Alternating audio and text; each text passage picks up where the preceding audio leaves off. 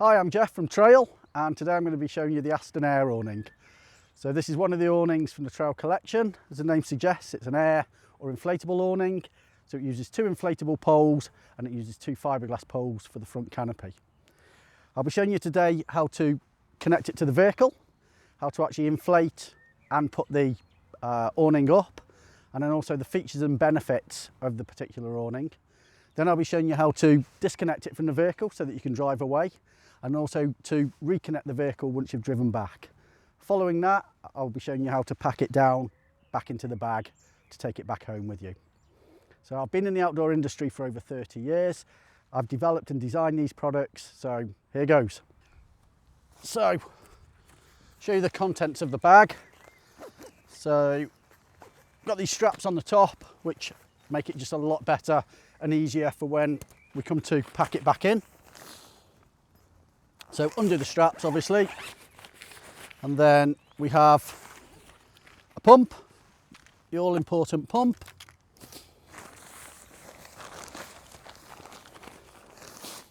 We then have steel tent pegs,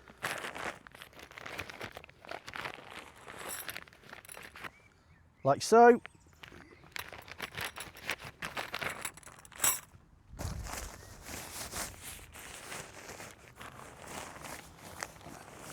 We open it up itself. And what you'll find is that the tent will be held together by what just looks like a couple of offcuts, or maybe one offcut of material. Keep hold of this strap because it comes in very, very useful at the end when you're packing the tent up, because it enables the tent to be held together. So keep hold of that. Put that in your carry bag and just put your carry bag to one side, keep it safe. Then it's a case of unrolling the tent or the awning.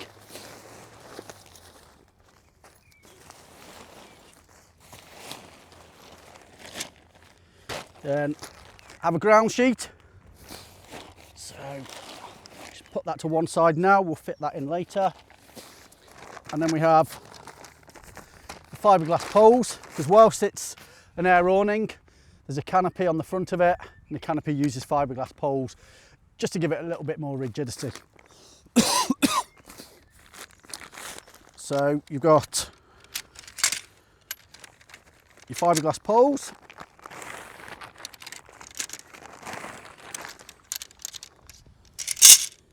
like that, and then also in the pole bag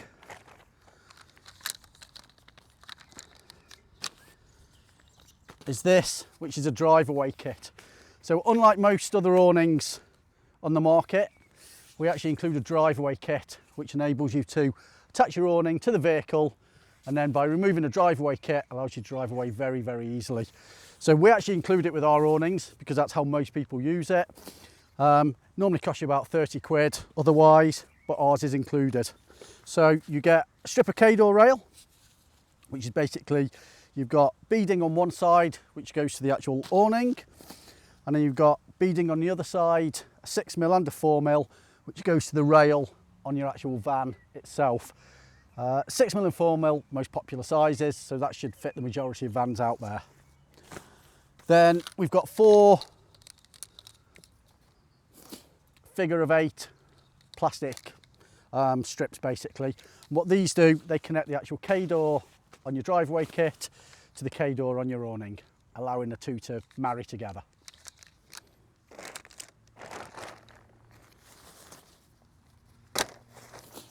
So now I'll show you how to attach it to your vehicle. With your K-door rail or your Driveaway kit, you get, find out which is the right size beading for your channel there. It's normally 6mm, in this case it is 6mm, or you have got the 4mm on there. So this is just a very simple awning channel. Some of them are a bit more complicated, a bit fancier. They all do the same thing. So what you're basically doing is just feeding your K-door strip across your awning rail, just making sure it's all nicely and firmly in place. And then using the figure of 8 strips, we're going to attach the cowling to the actual K-door strip. So grab your awning and pull your awning up towards the actual vehicle, and then as you'll see here, what we've actually got is a K-door strip on the edge of the awning cowling, and we're going to connect that to that using that. So always easier at this stage if there's two people, so just one to actually help lift the actual cowling up. So what we do here is your figure of 8, one side goes onto the actual K-door strip on the van, and then the other side goes into the awning like so. And then you simply push that along, which then connects the two together. Then take your second strip and you do exactly the same thing. So you're connecting your K-door rail with your actual awning.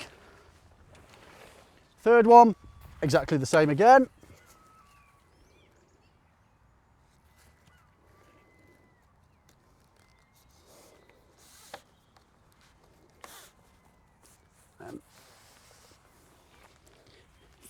Fourth one, same thing again. As you get to your fourth one, it can sometimes be a little bit of a struggle, especially if there's only one of you. You may just have to keep working it away along just to get it in place. But you get that, so it's roughly in the right sort of position. This stage, providing it's connected, that's all you need, because we'll tidy it up later. So that is your awning, which is then attached via the cowling onto the vehicle itself. So at this stage, we just attach the base of the cowling on the awning. And the cowling, by the way, is the little bit between the awning itself and the actual van. So it's literally just like a little tunnel in between the two. So that's what I mean when I say cowling. So here, at the bottom of the cowling, closest to the van, on the inside we have 2 loops of elastic, either side of the door zip. Basically what we're looking to do is just peg those under the van. When we're pegging in, always push the peg in at about 45 degrees, then that holds it a lot better. The ground here is quite nice, so it goes in very easily. But even in softer or harder ground, always try and aim for about 45 degrees into the ground, because then it's a lot easier to peg in, because you're pegging at an angle, and it's also just a lot more solid when it's in the ground, because it won't pull out vertically, it has to pull out, it'll only come out the way it went in. So we then attach the webbing strap on the outside, get that pegged. So at this stage we've got a loose fit to the van itself, and then we do the same again at the back of the van.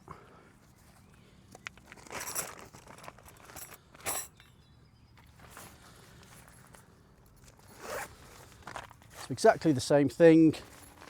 So we have 2 loops of elastic either side of the zip, which we then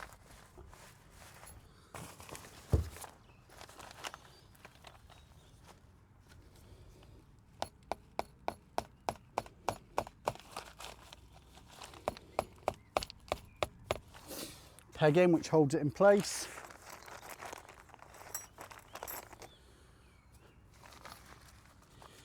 And then the webbing strap, if you can get it slightly underneath the wheel, just holds it, makes a tighter fit.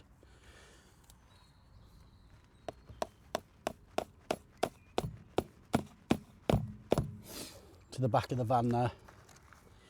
Again, that can then just be adjusted. So that's it attached, top and bottom. Now it's a case of actually pumping it up to erect the structure. So Each trail air awning comes with a pump.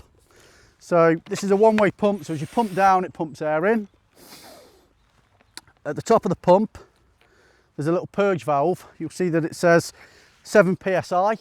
Once the pressure within the poles reaches 7 psi, basically purges the air out of the top. So what it means is you cannot overinflate this tent using the pump that is supplied with it. So to use, simply take the end, which has just got a simple screw adapter, screw that into the pump itself. Pump is now ready to use. So it comes fitted with 4 different nozzles. So the one that we're interested in is the one with the little red washer on it. And basically that's the one that will then connect up to the air pole itself. So these just lock into place. So there's a little nozzle, little nipple on there, that pushes in and then clips around like so. The other ones on here basically mean that if you want to use it for different things, you can do. Just be aware that you'll never get it above 7 psi.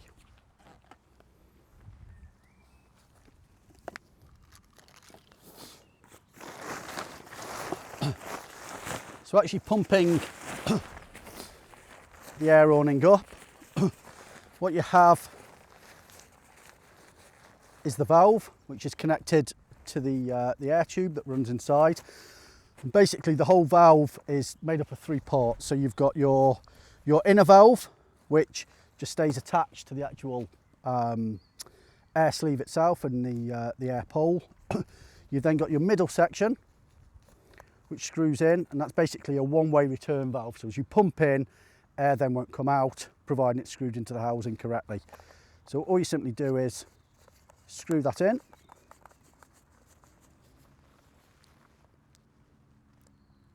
So it just has to be quite firm, finger tight. No point in overdoing it because you will need to open it again. Then you open the outer.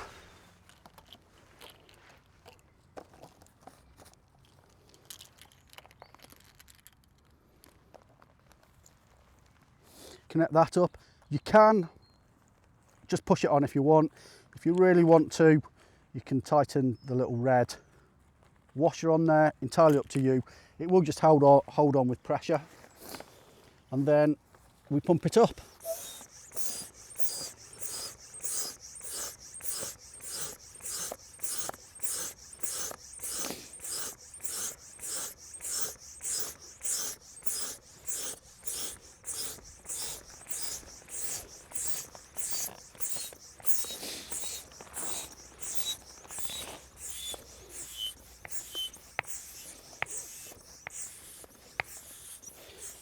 So there I can tell that there's actually air getting forced out the top. So we know that's the 7 psi. So once it is at 7 psi, you just unscrew the washer, red washer if you've used it, and then you just twist clockwise, just the actual pump hosing to remove it. And then just put the cap on.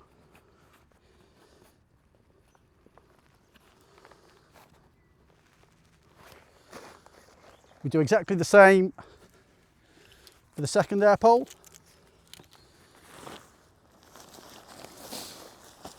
Exactly the same thing. So you've got inner housing, middle and outer cap. So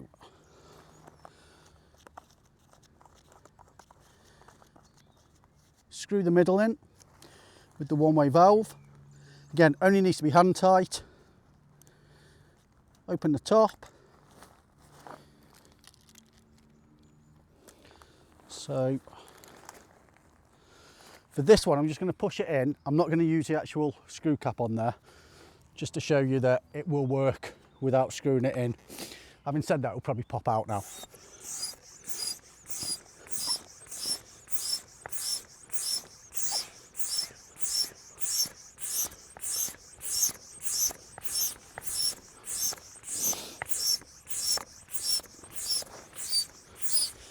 When you're pumping, the poles will move about a bit as the air finds its right place.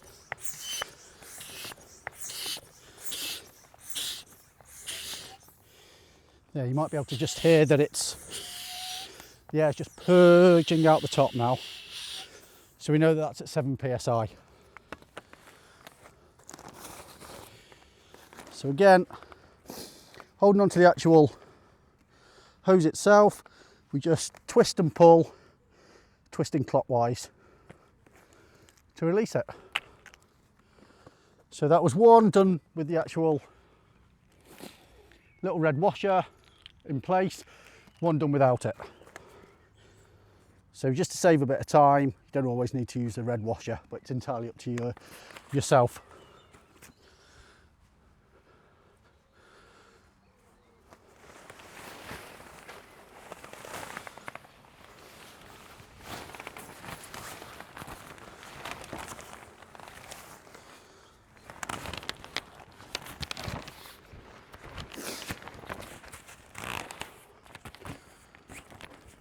So once the beams are inflated, obviously you can stand the tent upright. At this stage, it's a good idea just to peg the back down and also the front, which then gives the awning its stability and shape.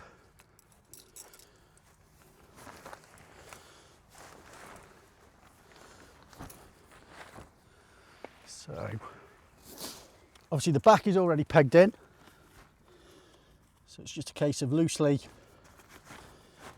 pegging the pole in place. Again, 45 degrees with the tent peg.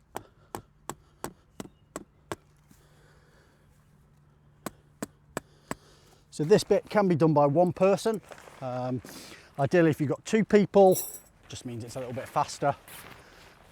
But I'll show you that it can be done with one, which is the beauty of an air tent. It tends to be far quicker and easier to go up.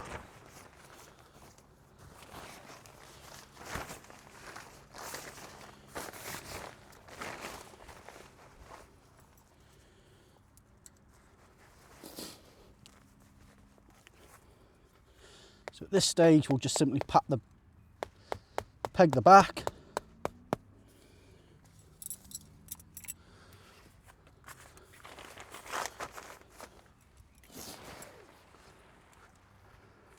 Thing to remember when you're pegging out either an awning or a tent is that just because you've pegged it doesn't mean to say that you can't readjust the pegging afterwards. So sometimes you just need to get it up into the air and then you may just need to adjust it afterwards, which is probably what I'll need to do with this one, I would suggest.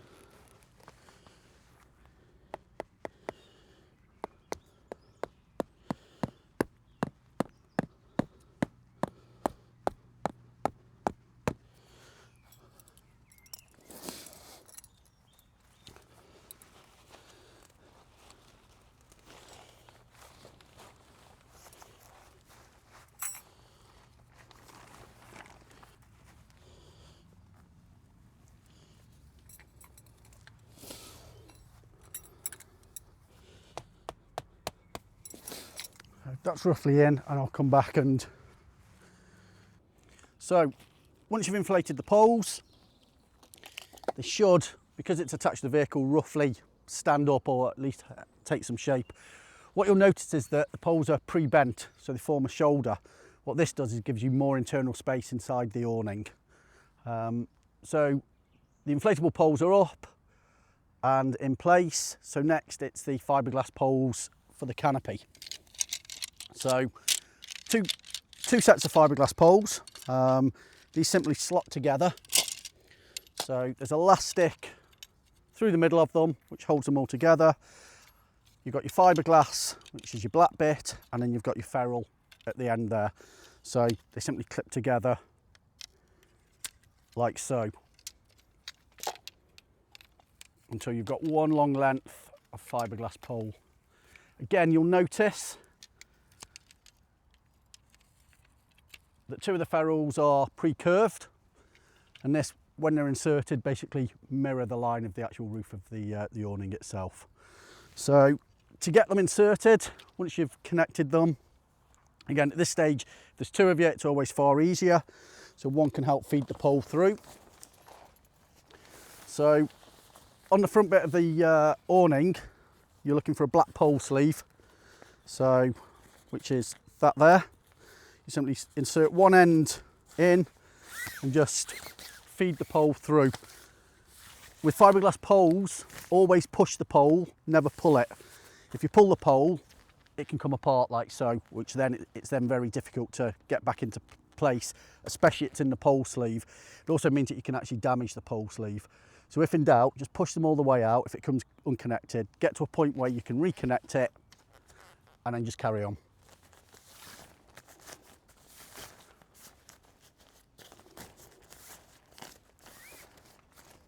So this will just push through. Again, when you get to this end, just be careful pushing it through. What you don't want is this end to go through any of the material. If it gets snagged whilst it's pushing through the pole, stop, free the snag, and then just keep going. So the pole, again, you can gather the material around and pull it up and so it roughly wants to be where the shoulder is. The pole sleeve's formed, so you want the pole sleeve on the actual awning matching the shoulder on the poles.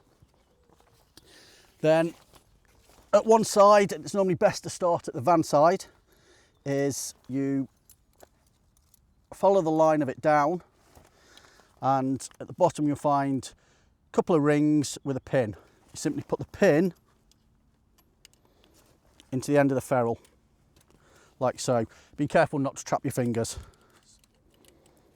Just like that, in there. And then you have the C-clips, which help to hold the pole in place and keep it nice and secure. So the reason why we use C-clips is that you can get more bend to the pole, which means it's far easier to actually get it in and locate it into the pin. If the pole sleeve came all the way down to there, you'd have to put the pole under a lot of tension. This way is a lot easier. The other advantage of using C-clips is that wind can actually pass through, so there's less wind resistance on the actual awning or tent. So that's one side done. Then on the other side, exactly the same. Make sure it's nice and taut across the top there.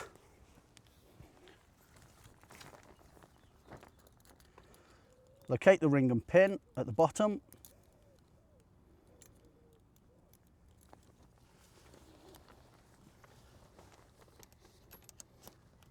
And connect it. Likewise with this. Just simply connect up your C-clips.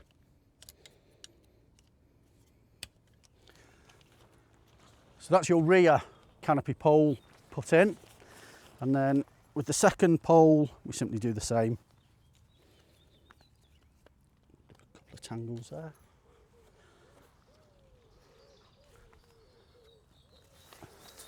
So exactly the same way, put the end of the pole into the pole sleeve and just push it through.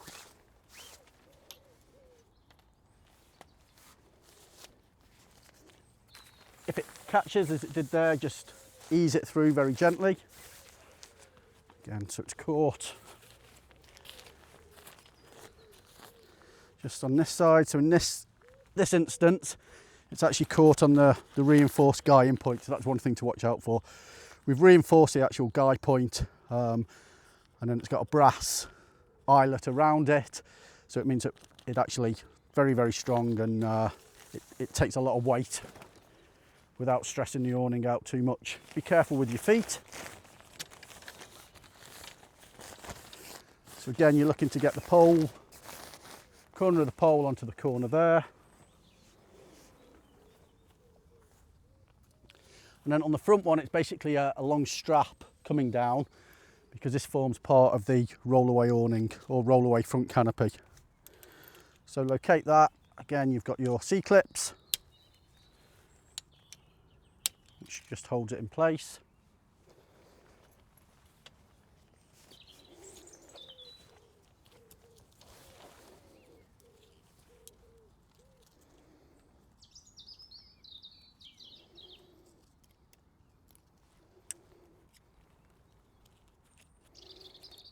exactly the same here.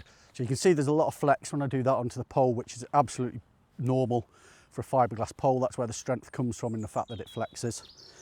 And you just push that in, put the pin in. So just make sure the top's nice and in position.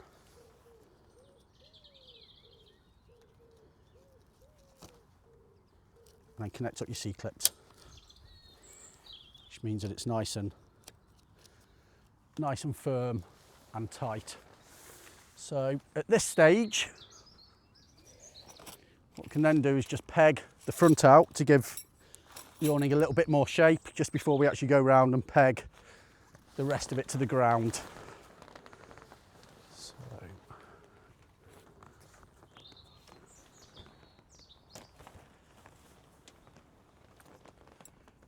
this just pulls forward.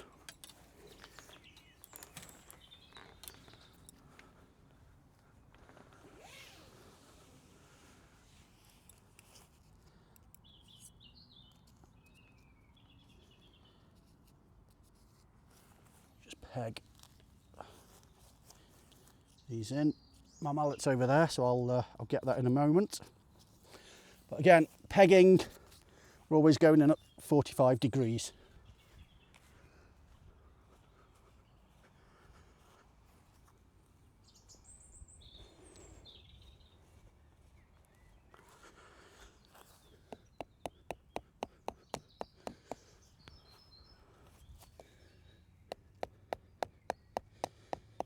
So on the front ones, I haven't gone all the way into the ground because there's a likelihood that we'll need to change it or readjust the position slightly once the rest of it is all pegged, which we'll do now.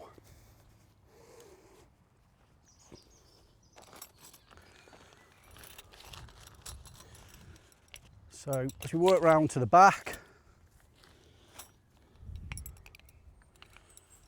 it's already connected to the vehicle, so that's in place. And then start off by pegging it out. So on the corners, you've basically got a little sort of triangle ring which you peg through, and then some adjustment on your webbing. Always start off quite loose on your webbing, and it means you can tighten it. If you start off too tight with it, it means that sometimes you then have to repeg it rather than just using the webbing to adjust it.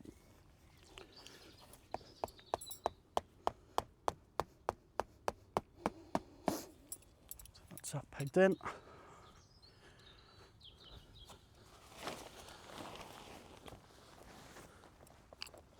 So with the second corner that we pegged down, what we're looking to get, we're looking to pull away from the corner that's already pegged, away from this side, but also away diagonally from the vehicle, so we get it nice and tight.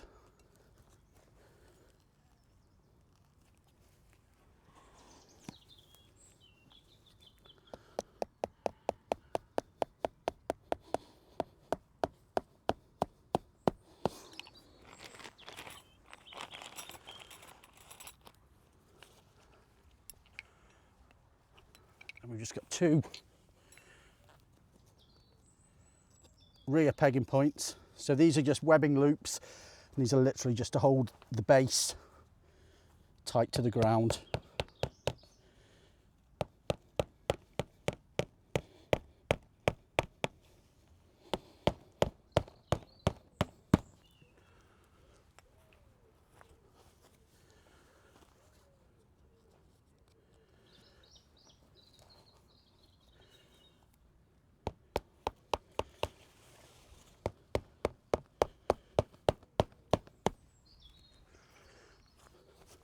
So there's a little bit of looseness there now, so that just pulls that in a little bit tighter.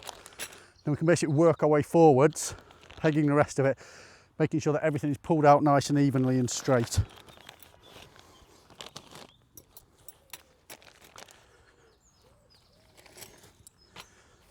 So with pegging, it's quite often easier if just one person does it.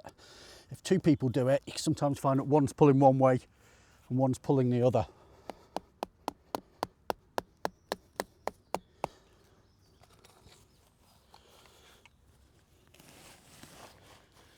So this wants to run roughly in a straight line there, and each time you're just pulling it out just to get the base nice and taut.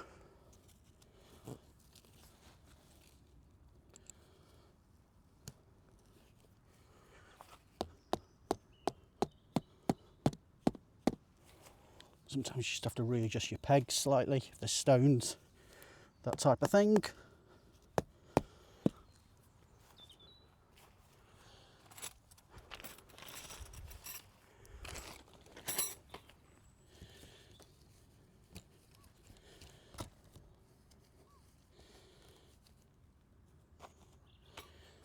Then on your front here, you've got a little, it's just a webbing loop. So don't go through the metal work, just go through the metal, just go through the webbing loop. Again, making sure it's nice and tight.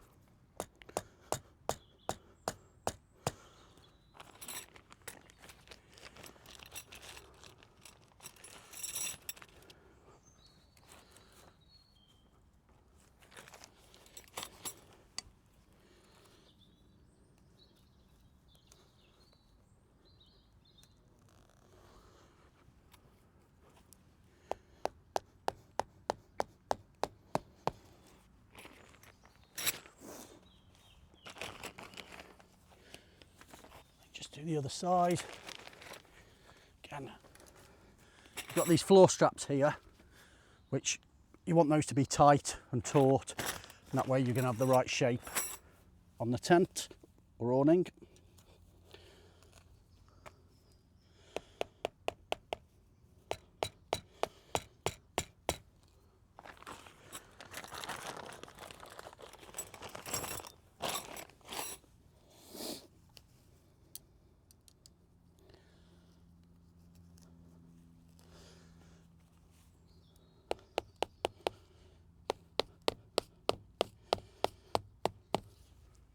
As well as giving you the right shape, if these are fairly flat to the ground, far less of a trip hazard than than if they were bunched up.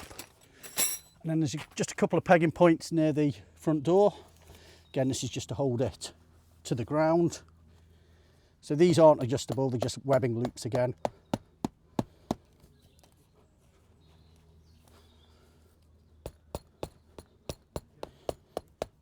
Again, sometimes you just need to readjust the pegging points.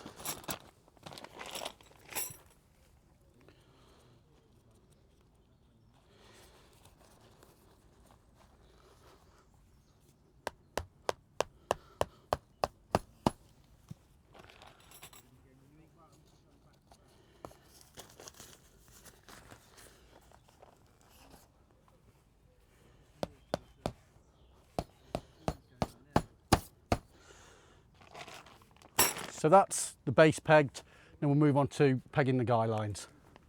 So that's all the pegging points in, pegs on everything. So now we'll work on the guy lines and we'll go back to front. So at the back of the awning, you've basically got high guy lines and then some smaller lower side guy lines. I always like to start with the high guy lines. Reason for this flap here is twofold. One, it provides tension and support to the structure of the awning, but also it allows access to the vent. So you want that open just so it allows air to come through. It's a big coverage on it, so you won't get water coming up on the inside, regardless of the actual how much rain there is. So, but very important to have this pegged out to allow that ventilation. So, just a quick note on guy lines themselves. So we use a very simple friction device on our guy lines. And basically it's a little bit of plastic, it's got 3 holes in it which the guy line loops through, and to use it you simply get the bottom bit where the knot is and you make a loop from the knot round, and then it works on friction. So as that bit of the guy line goes through the front 2 holes, basically just holds it there on friction. If you peg it that way round, it basically just pulls and pulls and pulls. So you need to make sure you just locate the knot, and then directly where the knot comes through, you just pull it out. Pulls through really easily. make your loop, and then once your loop's tight, it holds on friction there. Exactly the same method for every guy line.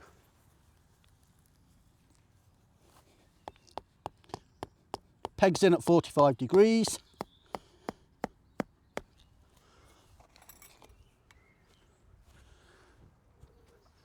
So what we'll do, because there's no wind today and it's very nice, we can just simply follow the guy lines straight out in the direction that they come from. If it is very windy or blustery, what you may need to do is just adjust the guy lines. So you always want to guy into the wind itself for optimum strength.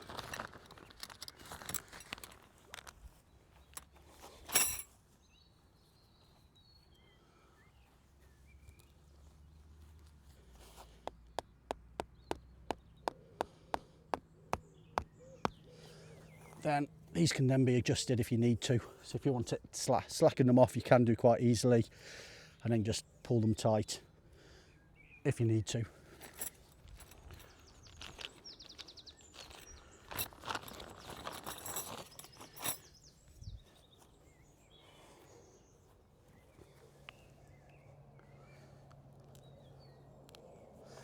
there's quite a few guy lines on the tent. We haven't overly stacked them,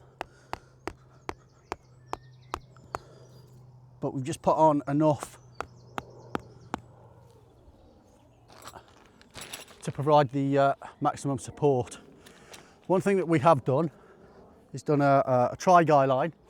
So basically it connects at the top and connects at the bottom. What this does, it gives you a lot of torsional strength in the pole itself. And it also means that you're only having to peg one guy line out as opposed to top guy line, bottom guy line. And again, generally, when you're guying a pole, you want the guy lines to face the same direction. So with this, with the rear one, because there's no wind, just pull it out slightly to the back. Again, just to help the stability and structure.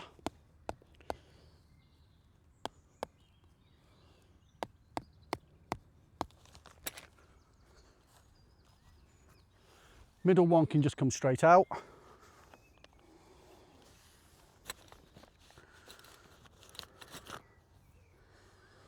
But if it was windy and say maybe the wind was coming from the front, you might just want to peg it that way just to help with support.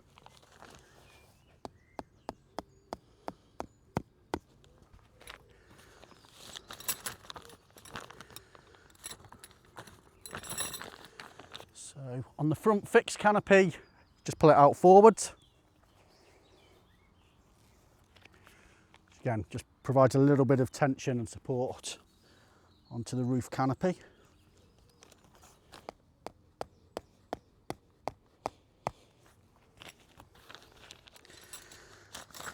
Roll away canopy, again, we just peg that to the front.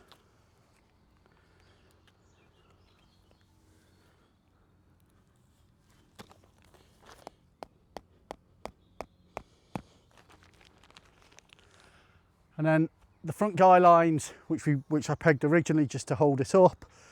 This one looks fine because it's coming out at the right angle. This one's just pulling in a little bit. So because I didn't peg it in all the way in, I can just adjust that relatively easy. And it provides a correct tension on the roof.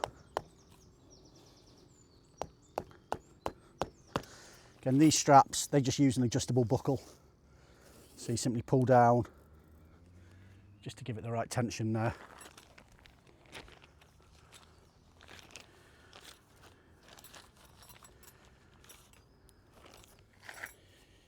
Do this front, this side as well. So we just pull that forwards and peg it in. One thing to be aware of here is the fact that where I've pegged that is directly in front of the van. So if you are moving the van away, you need to be aware of where your guy lines are. Because I'm going to be showing you how to move the van and disconnect, I'm going to re-peg that just so I'm not going to hit it when I drive off.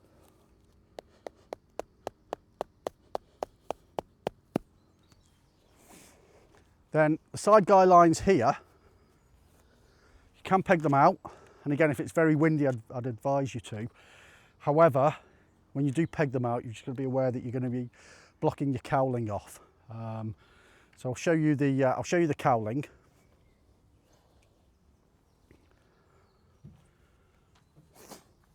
So where it's connected at the top there, you've basically got an elasticated strip with an actual, that will give you more tension to the door area itself. So the awnings are designed to go on vans that have got an awning rail of between 180 and 200 centimetres high. So this is probably about 185, so it's one of the smaller ones. Depending on the height of your van, your suspension, where it's actually situated, and the van itself, it does, you do get a lot of adjustability there. So you want that to be fairly tight to the van itself, and then it stops it flapping about. So just while we're here, if you don't have an awning rail and you just want to attach it to the van, we do supply 3 6-metre lengths of guy line, which basically at this stage, or before you'd actually, if you didn't have your awning rail, you would have just thrown that up, held your awning rail up to your van, thrown it up and pegged it on the other side just to hold it there. But most people, if they're buying an awning, do actually have an awning rail fitted. So that's nice and tight. There will be some slack here because again, it's adjustable, so you're never going to get it 100%, but that doesn't matter because it is literally just the cowling, and the cowling is really the corridor from the awning itself to the van. So open it up from the bottom.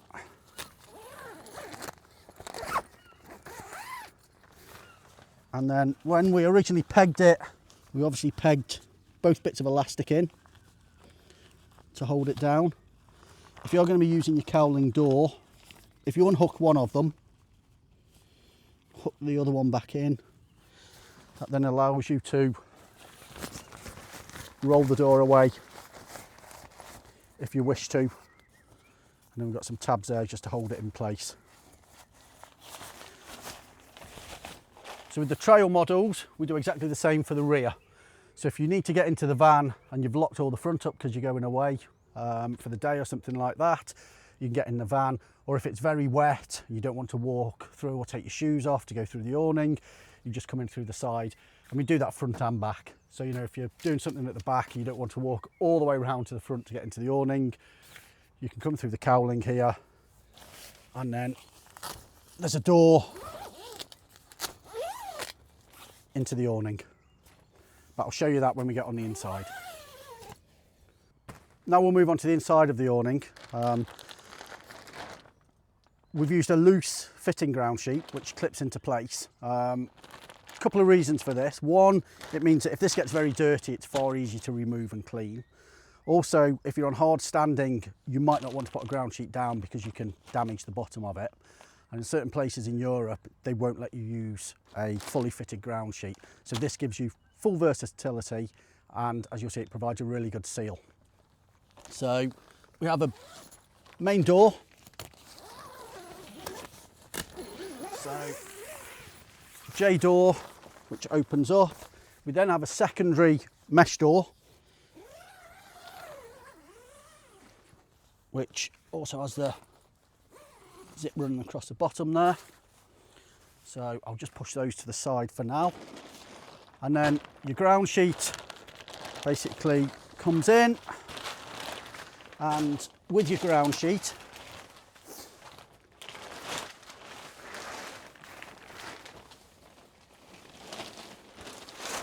it fits in and clips in. What you're looking for is this little eyelet on the floor, so this needs to be uppermost. Reason for the eyelet is you can buy an accessory which is an internal bedroom that fits this awning, and in fact fits all the awnings, so that just helps hold it to the ground. So to clip it in, simply got little S hooks which then go into the rings at the end there.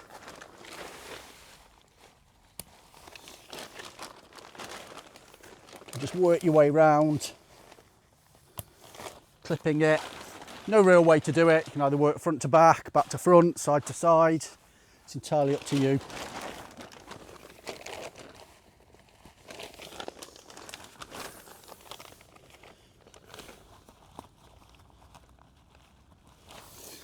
Once the ground sheet's in, you can actually take the awning down with the ground sheet in place. So what you don't have to do is clip it in every single time.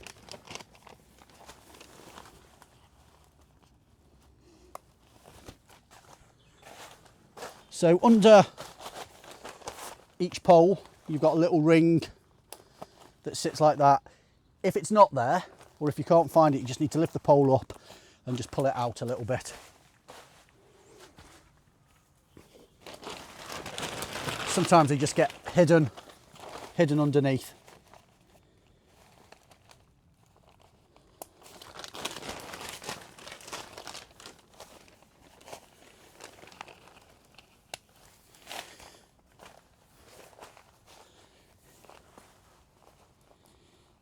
So, final one here. So nice and easy, provides good coverage. Again, you've got a little ring here. That one is for the awning bedroom again. So I think it's not missing from there. It's actually for the awning bedroom. So just talk you through the inside of the awning.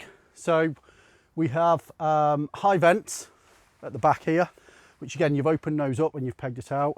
And then we also have low vents to the side here. So you get a nice stream of air circulating through. Obviously, we've also got the full mesh door. So again, that can block out a lot of insects, things like that, but allow a lot of circulation through.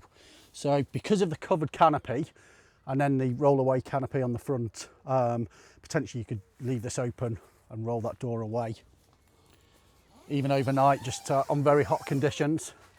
So with both doors, they roll away. And we've actually rolled them, we've actually done it so you can roll them separately.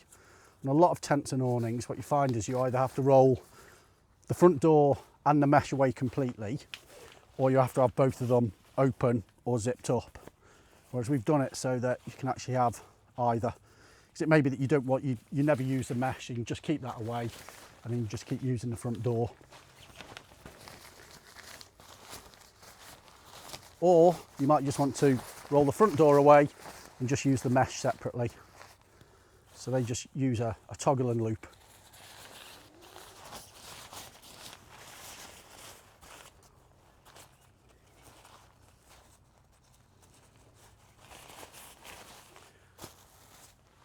Then on the van side of the awning, you've got the cowling door. So again, it's another J door, got your zip at the bottom, held on by Velcro as well. Again, that rolls away if it needs to. That gives you access to the van itself. So,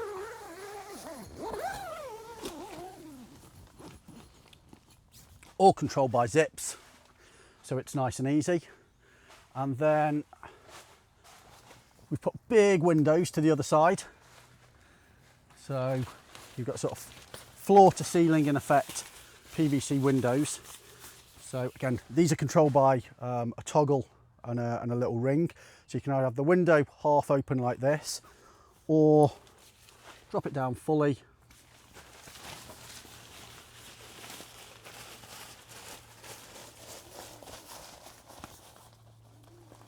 And then tab it away.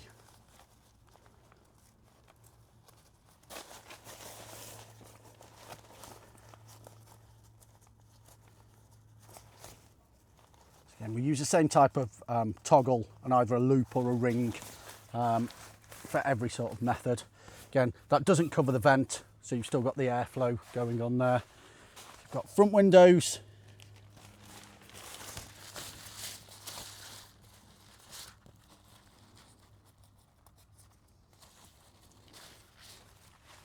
Both sides.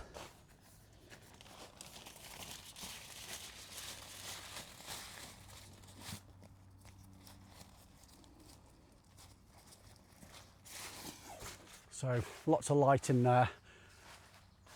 On each pole, there's basically a hook, so you can hang a lantern. And then we actually have got Velcro running up each side of the pole, on every single pole, so that if you want to attach fairy lights, if you want to actually bring your cable up so it's not causing a trip hazard, you can do that. You can do it from the left hand side or the right hand side, and you can do it on every pole. These aren't really load bearing, certainly the Velcro, it's just to hold actual cord or things in place. So but it's not actual load bearing. Your hook at the top can take probably up to about 2 or 3 kilograms, so you know, weight of a lantern, that type of thing really. So one of the main unique features about the awning is the fact that we have skylights built into the roof. So these are opened using a zip, like so, which, as you can see, absolutely floods the tent with natural light.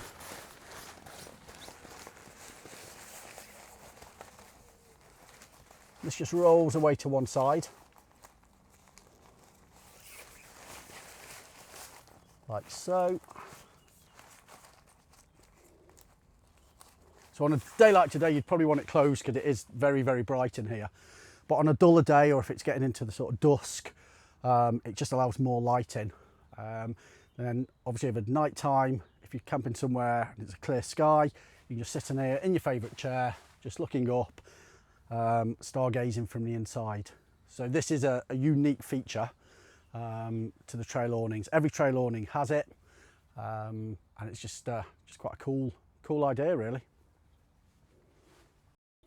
So one thing to note with any awning or tent for that matter is condensation. So condensation always occurs, and basically it occurs when you've got cold air on the outside meeting warm air on the inside, and the water vapour in the cold air basically turns to moisture. So always happens. You'll never get rid of it entirely. Some days are worse than others, and a lot of it depends on, you know, the actual conditions that day. Ways to minimise it are make sure all your curtains are closed up. Obviously for night time you'd probably do this anyway just for privacy, so they just toggle in.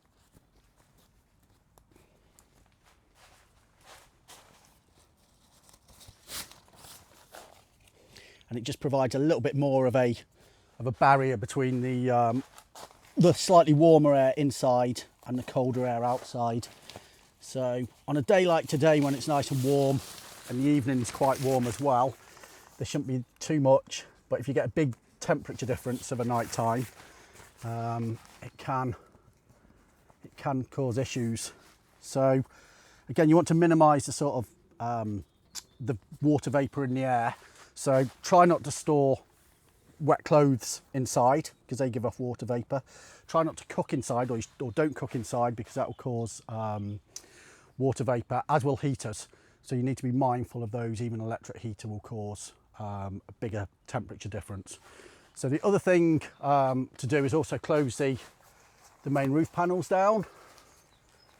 So again, because they're on a zip, these are just very easy to do. Nice and simple. And again, you'd probably do that of an evening time anyway. Obviously make sure your back vent's open, make sure your bottom vent's open, and then likewise, as I've mentioned about the door, potentially, you know, you could close the outer door almost fully and then just leave your mesh door open. You just basically just want to get as much air circulating around inside to minimise that water vapour. On the days when the conditions are bad and you do get a build-up of condensation, simply microfiber towel, just wipe down windows, wipe down where it is. On nice days, it will just evaporate very, very quickly, but having a microfiber towel is always useful. So the other thing is with your ground sheet fitted means it'll actually stop a lot of the moisture coming up from the ground. But if you do get spills, or if you do get a build-up of condensation, obviously you can always take that ground sheet out just to dry it off separately. So you've set up, you're enjoying your awning, you're on the campsite, and then you might want to go out for the day, or you might need to nip to the shops to get some milk, beer, wine, whatever. Obviously the awning's still attached to the vehicle, so I'll show you how to disconnect the vehicle, or disconnect the awning from the vehicle, drive away, and also how to then come back and reconnect the awning to the vehicle. So to begin with, we loosen off the strap here. So we want that as loose as we can be. And then we unpeg the base.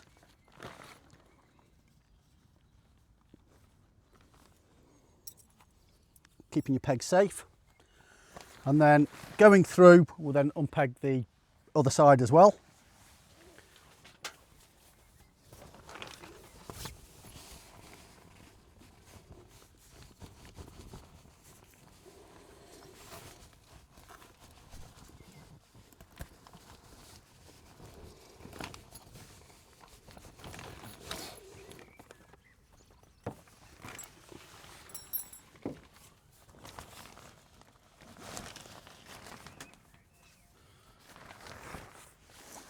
So both sides are now nice and loose, and it's a case of pulling out your figure of 8 strips, keeping them safe.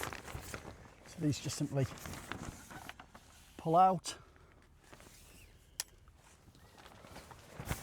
Again, once you get to the halfway point, just as easy to pull them out from the back. There's 2 people, makes it easier again.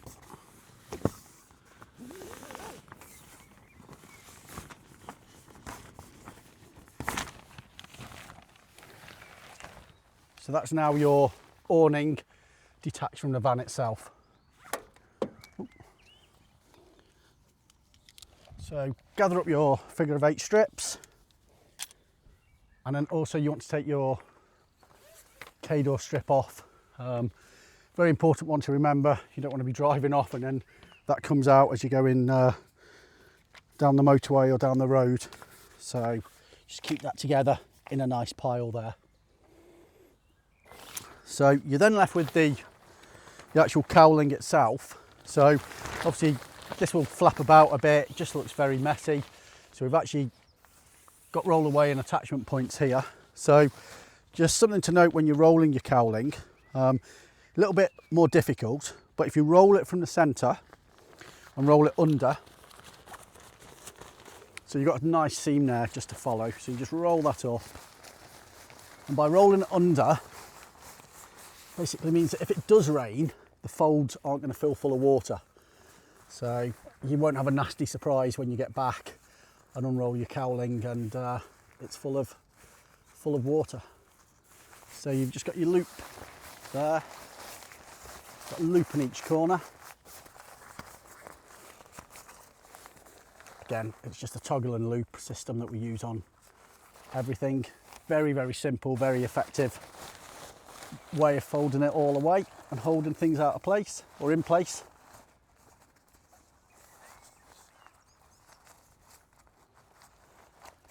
So we've got 3 across the top, just to keep it nice and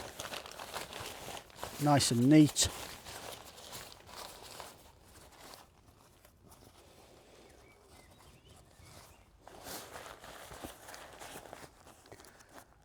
There's 2 down on either side.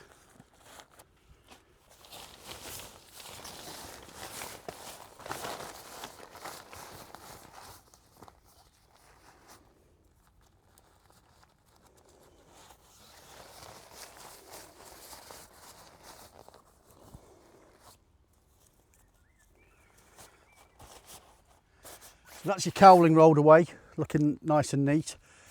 Obviously this is your cowling door that leads inside the awning.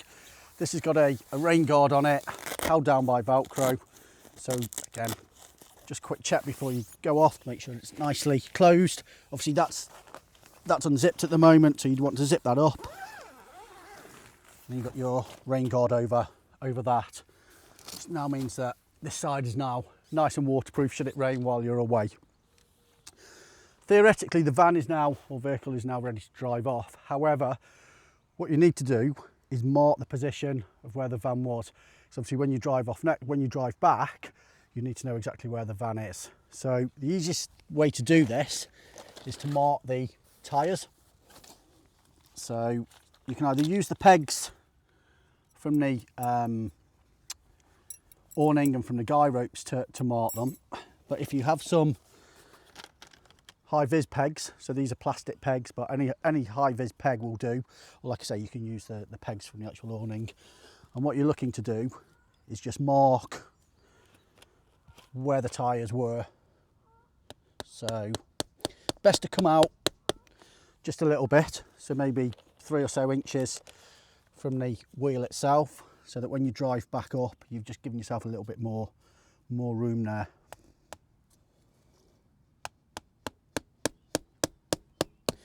So if you do that on your front and also on your rear tyres,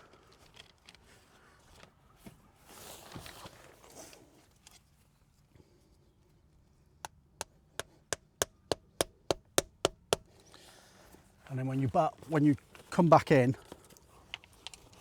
or drive back in, it's a good indication of where you need to be. And again, it's worth noting that when you do park up and pitch up to begin with, it's a little bit far out.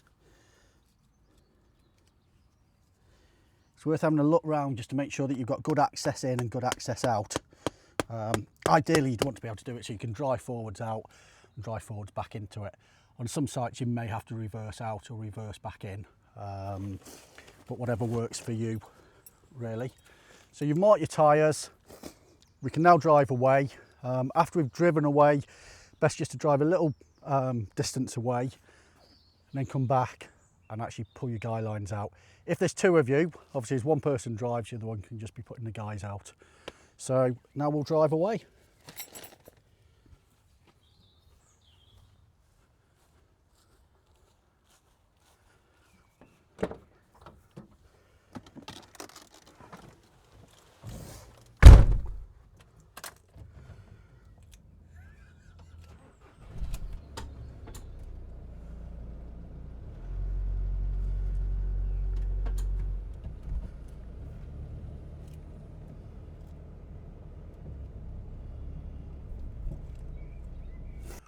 So one thing I forgot to mention was to make sure that these are safe. Either put them in the van or actually put them in the awning. I'll take those with me and put them in the van in a moment. So now we're looking at it simply just pegging out the guy lines. Obviously the guy lines are going to come where the vehicle will be parked when we come back. So we just have to do the same step in reverse. The fact that before we get in, we need to remove the guy lines.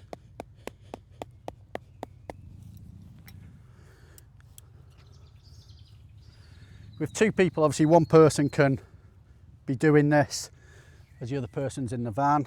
And likewise, when you're driving back, if there's 2 of you, one can get out first, undo the guy lines, and also guide the driver in so that it matches up with the awning itself.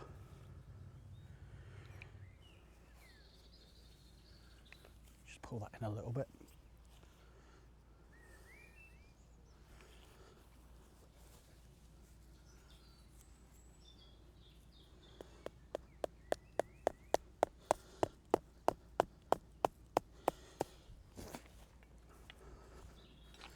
So gather all these up, keep them safe in the van. Quick check to make sure we haven't left anything, and off we go.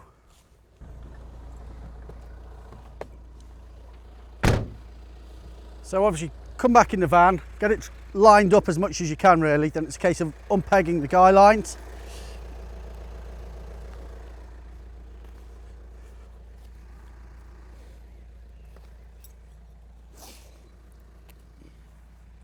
Like so. Quick check to see that if your wheels are in line. That looks okay, so I'll give it a go. If you don't get it right the first time, it's fine just to keep going until you do.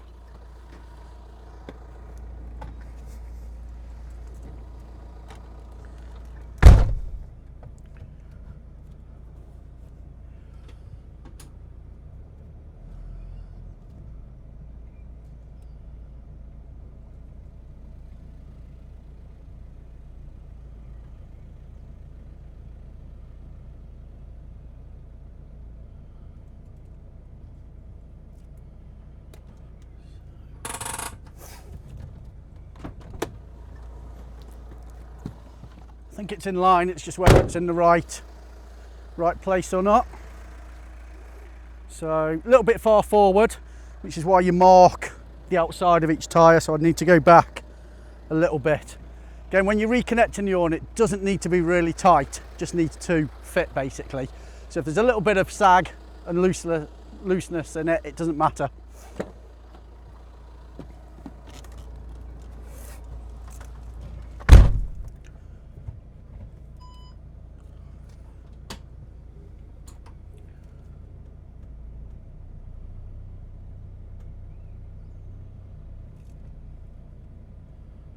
So I think that's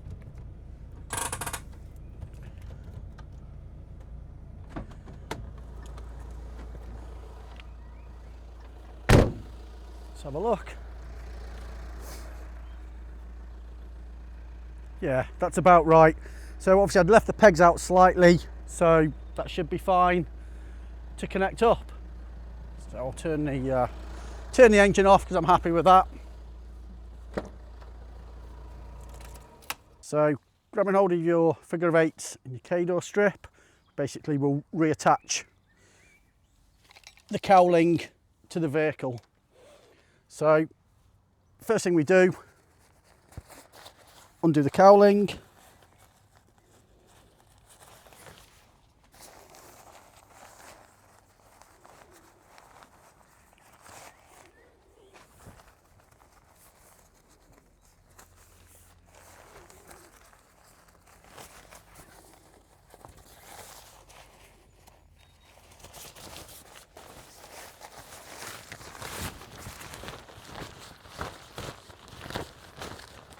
so even though we've pegged it and marked it on the floor so it should fit, it's always worth, before you get too into it, just making sure that it will, yeah, so that will reach quite easily. So we put the K-door strip back in.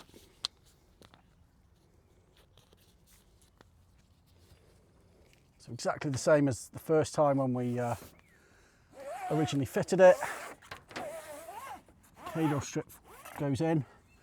Now on some awning rails you have to feed it in from the back, but that all depends on awning rail. With this one, because it's quite a simple one, you can just feed it from the front. Then it's your figure of 8s and connecting the cowling. So this time, because it's already pitched, it should be slightly easier, he says. Get the strap out of the way. So it's easier to connect up when the awning's already in place. So whilst having a second person is useful, it's not quite as necessary as when you're first pitching it. If it does get caught on anything, it's probably got caught on the middle throw over strap. Just a case of moving that out the way and carrying on pushing. So with anything like this or poles, as soon as you meet some resistance, just stop, because it should be fairly easy to do. And if you meet some resistance, chances are you're going to damage your awning. So that's in and connected. So all we simply do at this stage is peg it back down. So this time, because I know that I'm going to be using the cowling again, I'll just peg the outer one first.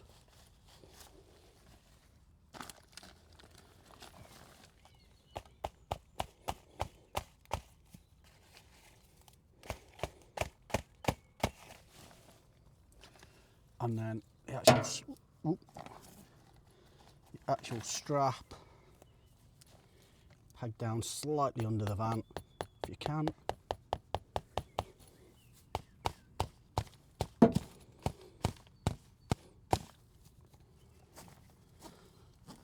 Tighten your strap. Likewise, tighten your strap there at the front. So that is you'd repeat exactly the same for the back. So just peg your awning down, tighten it all up. That way your cowling is back on and your awning, cowling and van are as one. One of the unique features, or another unique feature about the trail shelters, is this front canopy is basically, we can roll it away. So you've got the extended space. So on a day like today, it's providing a lot of shelter from the sun. Obviously fully waterproof, so it's 5,000 hydrostatic head, as is the rest of the awning. The materials are 150D on the air shelters or the air awning, so it's a much stronger fabric.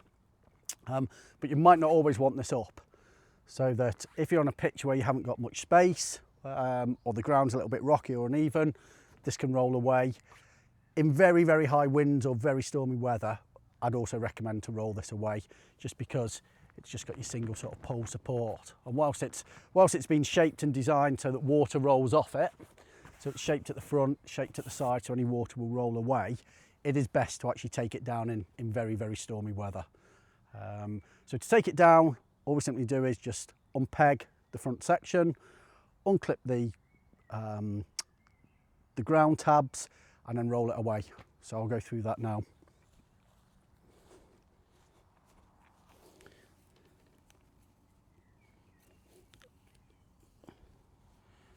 So just simply unpeg your pegs. Because they've gone in at 45 degrees, pull them out at 45 degrees, which makes it easier. If you try and pull them straight out, they won't come out.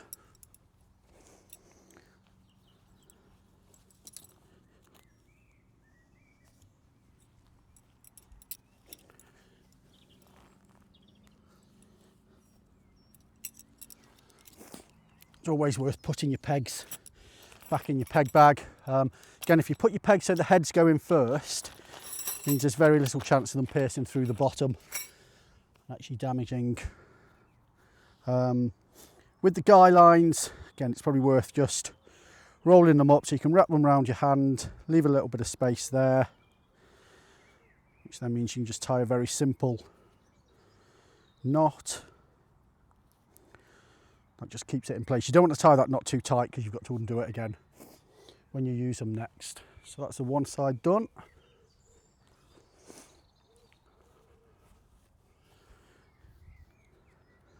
So with it, start closest to the top and just simply roll it round, leave a bit of space, then wrap that round on itself.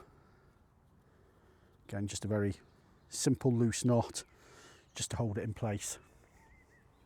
So we'll then unconnect the storm straps.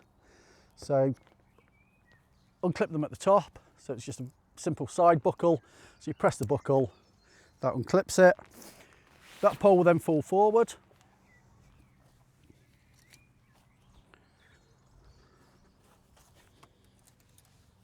And then at this point, what I forgot to do when I got back to the tent was peg out this pole here.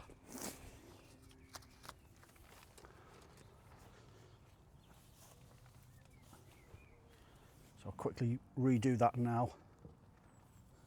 So this was the original one that I'd moved because it was in the way of the van. I just forgot to re-peg it. So that's in place, and it's a case of disconnecting your pole itself. So undo your C-clips, like so, on both poles.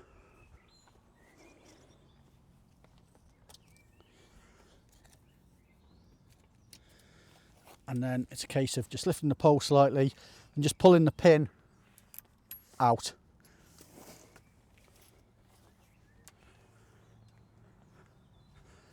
Likewise on the other side here.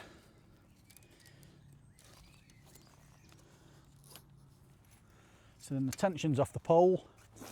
Again, what you don't want to do is pull the pole because it'll come apart in the pole sleeve. So it's just a case of working it round the shoulder, and then from one end just simply push the pole through. Again, if it gets caught, just make sure you're freeing it off.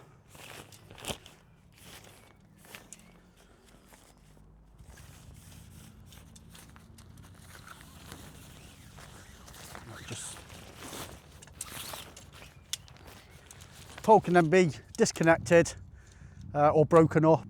It'll all stay connected and that can go back into the pole bag. You're then left with your front bit of the awning there. So first thing you do is remove your ground straps, which are just on a clip.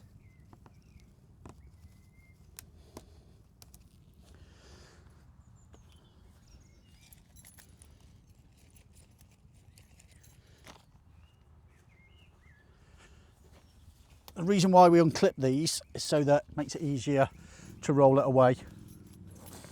So then you're left with guy line and then your front strap, and it's a case of rolling this away. It's far easier to roll it with two people. You can roll it with one, but it tends to be a bit of a mess. So gather the straps, basically just gather those up loosely in one hand.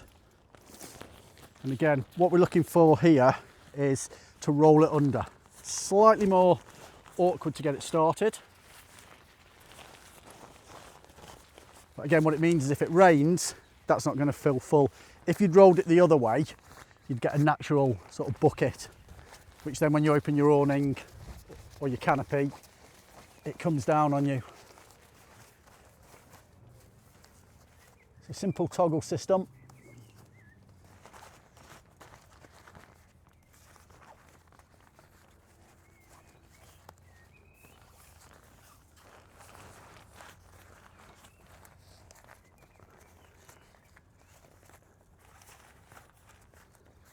So with the Aston, you've still got this built-in little sunshade. Then your storm straps, you unpeg from where they were.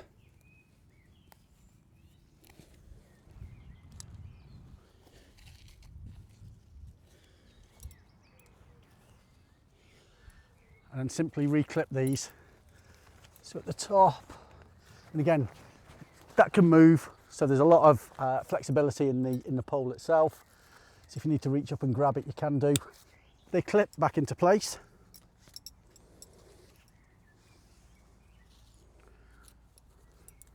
So again, you can normally see where the connection point is. That clips in. And we just simply repeg.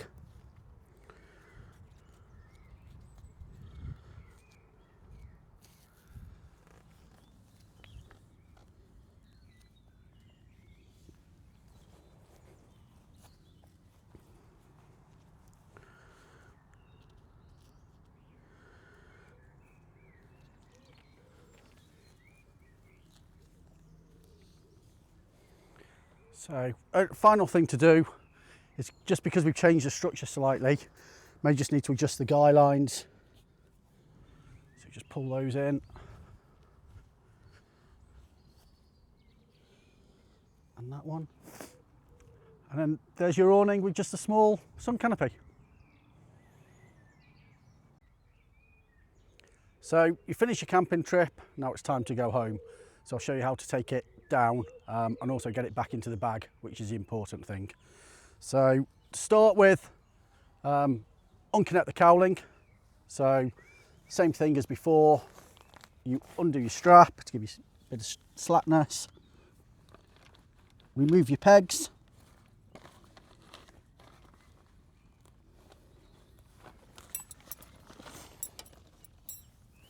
Again, also do that at the back.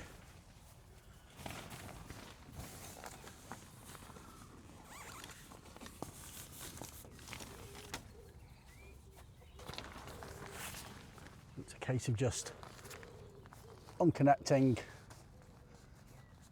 from the actual figure of 8 itself. It's just a bit caught. So take your figure of 8 strips out. Again, looking to keep those safe.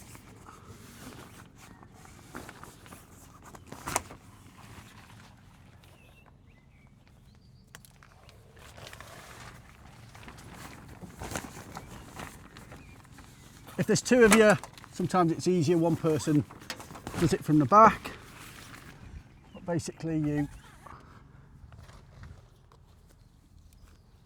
take your strips out.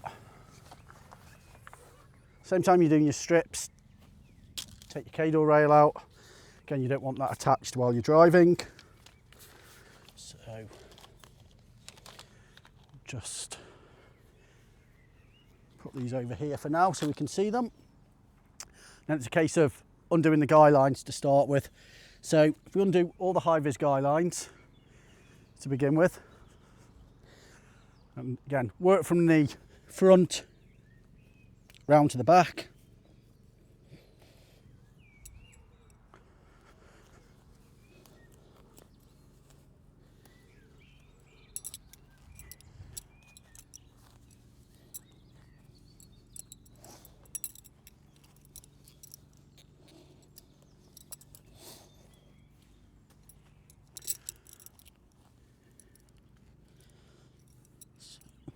So at this stage, you may want to actually tie your guy lines up, but just for the sake of the video, I'll leave them loose for now.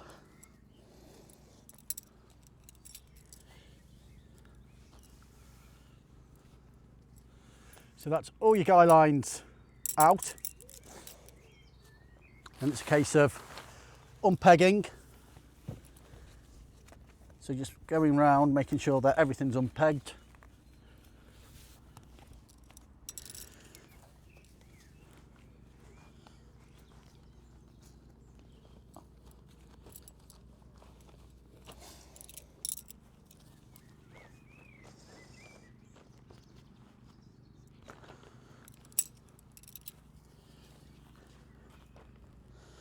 And if you've got a peg puller, it makes it a bit handier. So slacken off any webbing that you've pulled tight, just to make it easier for next time.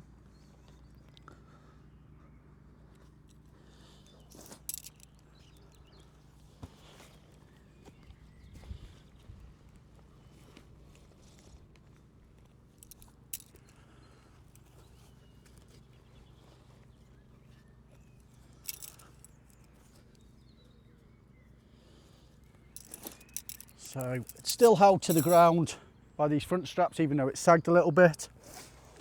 So then you've got your pegging points just at the front.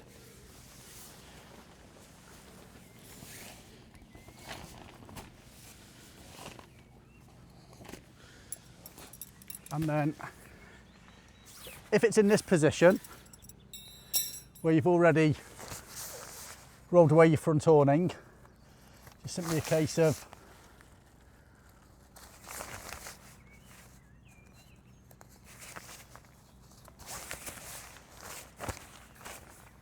undoing it and letting it lie flat.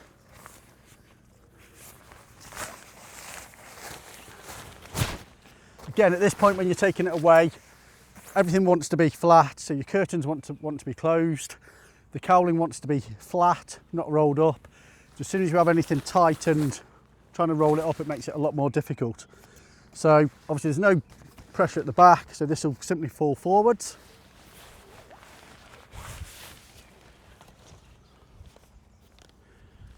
And then just check round the back here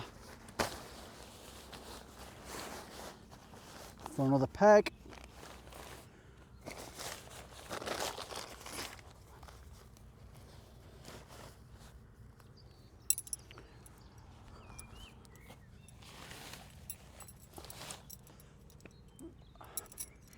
So again, we can take the front straps off.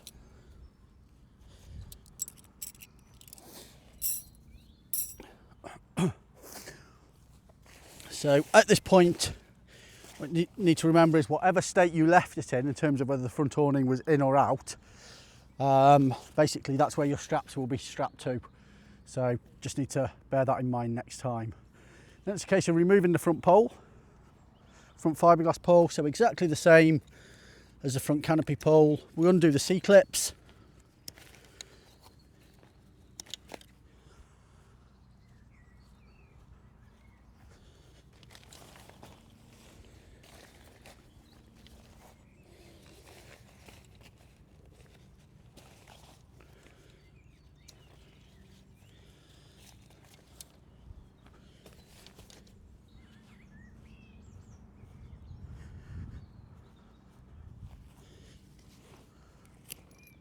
undo the pin, and then the pole is ready to be pushed out.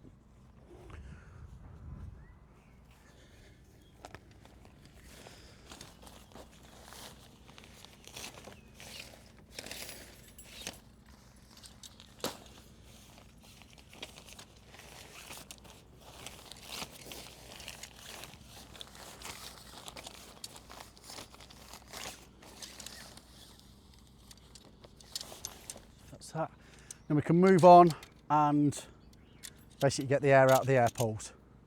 So then when it comes to taking the air out the air poles, all we simply do is we remove the middle screw. So again, don't over tighten it when you first pump it up, it just makes it easier to move out. What you'll get is a big whoosh of air.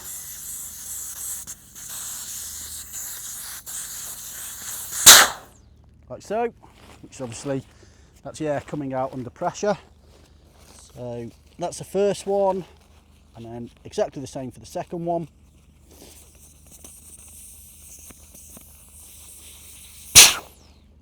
That's out like so.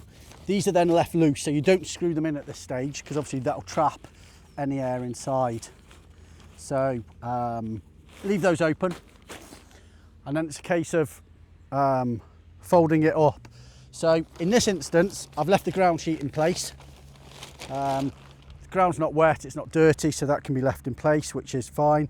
If it is wet and dirty, you might want to take the ground sheet up. Obviously, if you do, make sure you keep it safe.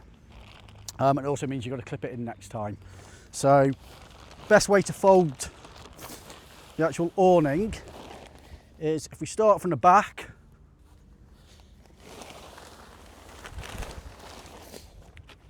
And what we're trying to do is make it into a very rough sort of rectangle shape.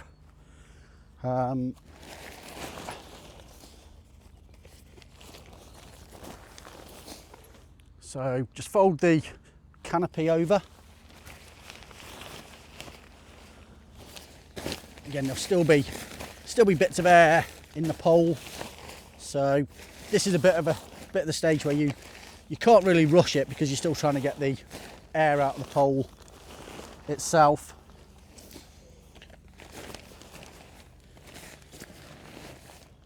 But you're just trying to make a rough rectangle. All your straps and everything throw into the front. Again, it just makes it easier when you're rolling it, because you haven't got loose straps.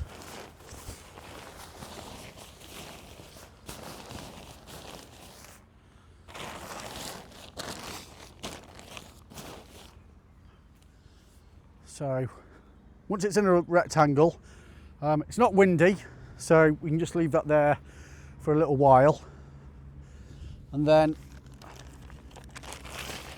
pegs and poles. So you've obviously got your two sets of poles, so make sure they're in.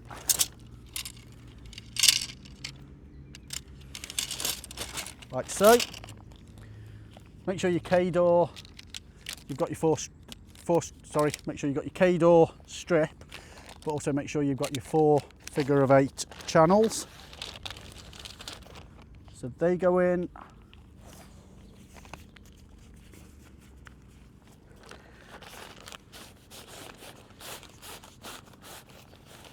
So if you go through the same routine each time, you'll know that everything's there.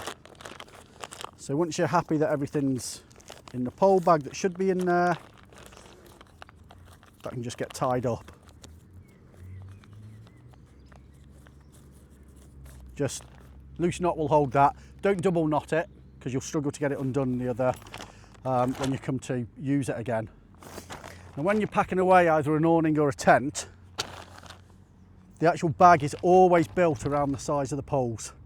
So what you want to try and do is roll your tent or awning so that when it's all rolled up, it's the width of your pole bag.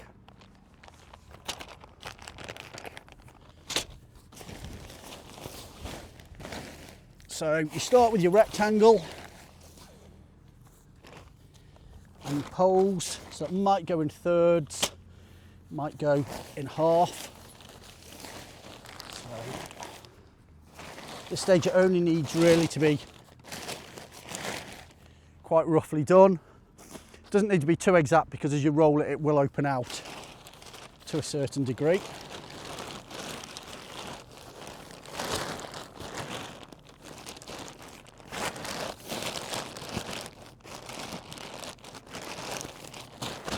And with this, we're folding it across the poles.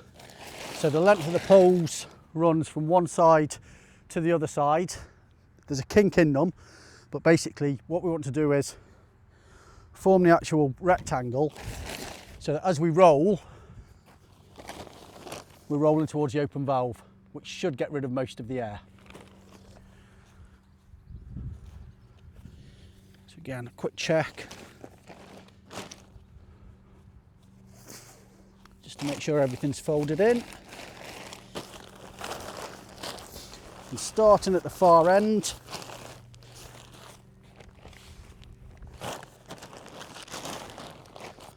so that's roughly the size of the holes.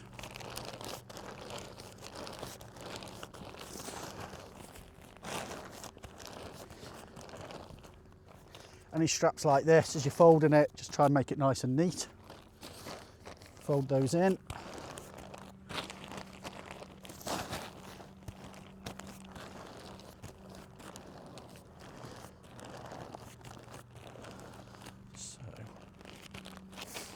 With it being an air shelter, what you may need to do if there's still air trapped, unroll it again and roll it again. So, right at the beginning, obviously, I took the tie off, put it safe in the bag. The reason for this is so that once we get to the end bit,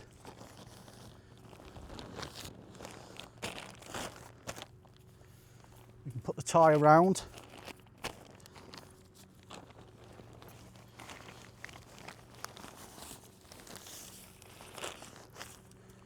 Which then holds it in place.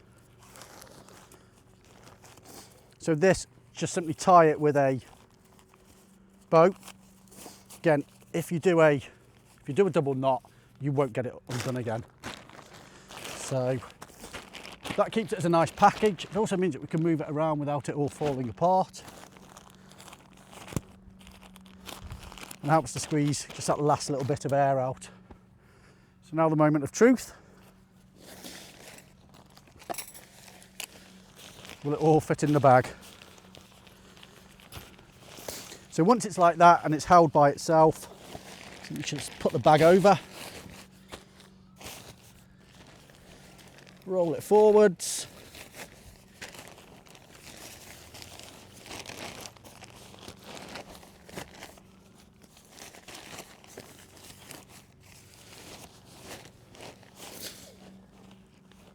like so. So that's in. There's plenty of room to get the pump and everything in. With the air awnings and tents that we do, we also include these buckles because sometimes you can't get quite get all the air out. So actually, that will just help it pull it a little bit more. But in this instance, it's rolled away quite nicely.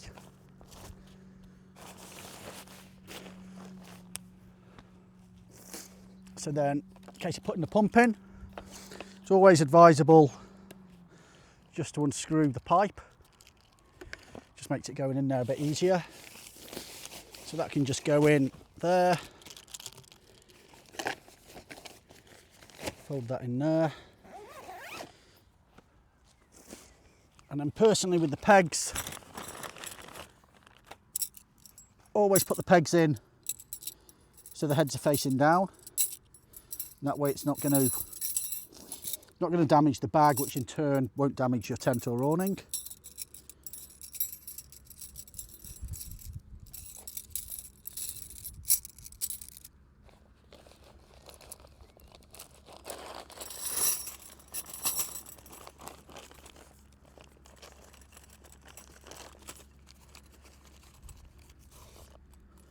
So simple knot on that. Again, personally, I always put the pegs in last. I don't roll them in with the tent, just because there's far less chance of anything getting damaged. So, and it's also, once you've done all that, basically have a check round, make sure you haven't left any pegs, which invariably I do. Again, at this stage, you'd probably take up your marker pegs. I'd leave your, once you put your marker pegs in, I'd just leave them there until you actually finally go, because if you don't and you take them up each time, you've just got to replace them each time. So Doesn't look like I've left any pegs, so that's that. Put the straps on, just helps hold it together a little bit more.